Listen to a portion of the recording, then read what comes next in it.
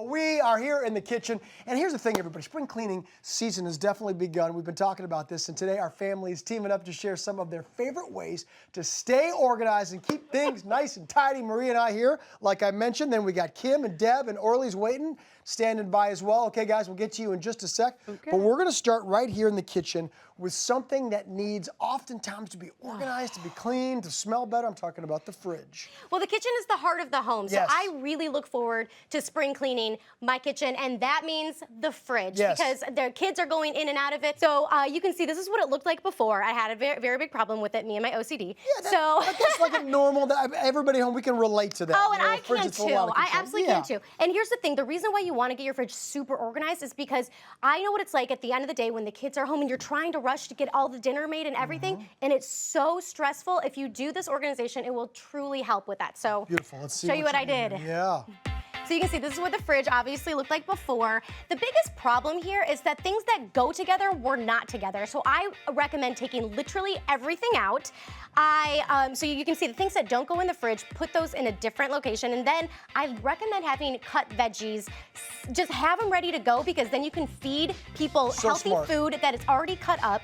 So this is where you can see I'm putting everything back into the order in which that it needs to go, meaning the fruits together, the veggies are together, the dairies together, and everything is labeled. I was getting made fun of because I even labeled something yogurt, because that's where the yogurt goes, but I will tell you my mom does that, and that way everybody knows where it goes instead of... A glass tray with like little yogurt containers, which is adorable. But by the way, I am so impressed. That makes me so happy. You have no idea. Now, we talked about odor. We want the fridge to smell fantastic. What do you have here? Okay, so after you do a good deep clean in there, you can spray it with maybe some vinegar, a vinegar solution, something like that to get it really clean. So I actually have some baking soda. So this is baking soda, about a cup of baking soda, about a quarter cup of salt, and then you can add in some essential oils. Cam, if you can add a few drops. I'm using an orange, just in through here.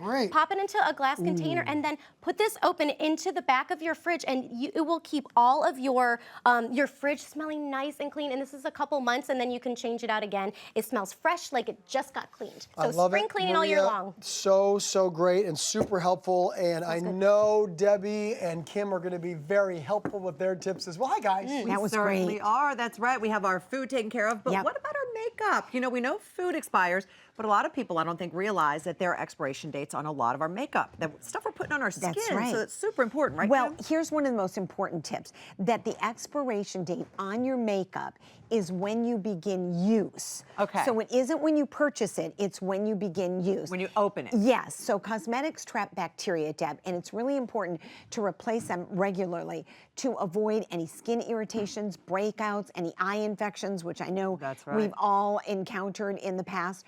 So what I want to do is I want to share with you that all of your makeup, at least in many cases, has a little sign on the back that you can look at. Okay. And what this is most products have a period after opening symbol. Okay. And that's PAO, and that means it's a guideline for when to toss it. This is the number of months which the M represents. Some of it goes up to 3 years. That's amazing. Yeah, but that's really good. Some of those don't have the little thing on the back. No. So how do we know when this one's gone bad? Here's the good news. What you want to do is take a little Sharpie or just a little sticker, and what I do is I just write the date that I purchased it right on the bottom and just use a little sticker right there, Deb. So what do you think, with a magic marker? Well, what happens with this is good for 12 months. That's the foundations. So they can last 12 months. After 12 months, why you want to get rid of it is because the oil separates, and that's going to cause bacteria. It can lead to breakouts. It can lead to infections.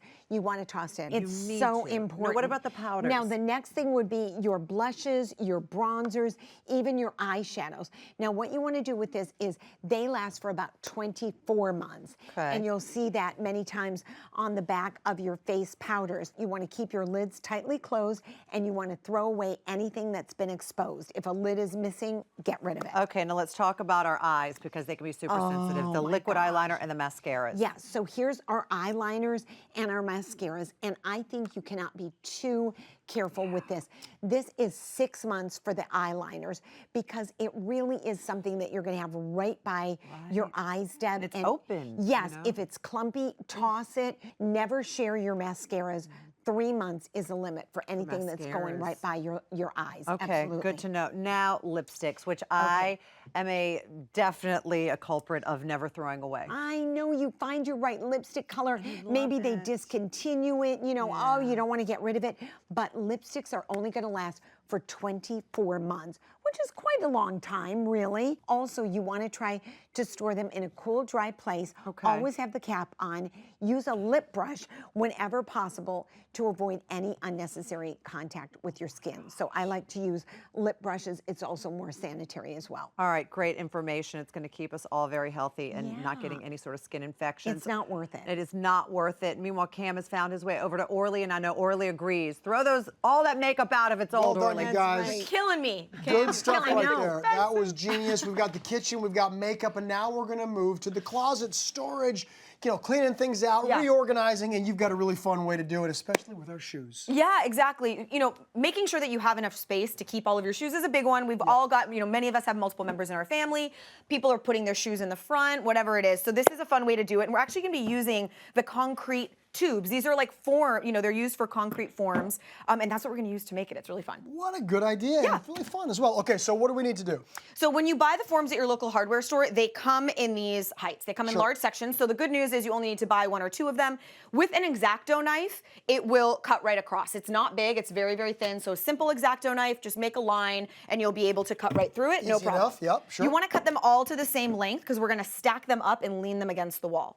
Now, one thing to note, these are 10-inch diameter, so these are pretty big. What I would use these particular ones for are like boots or really tall heels. Then I would use something smaller, like an 8-inch one for the rest of them. I got you, like for sneakers or regular shoes. Things Exactly. Like that. Okay, good. Exactly. Okay, great. So here you go. You can see that we've got them all cut, and they just have a quick paint on the outside. This is when you can have a lot of fun with it. You can use spray paint, bold colors. You can even use like the peel and stick wallpaper.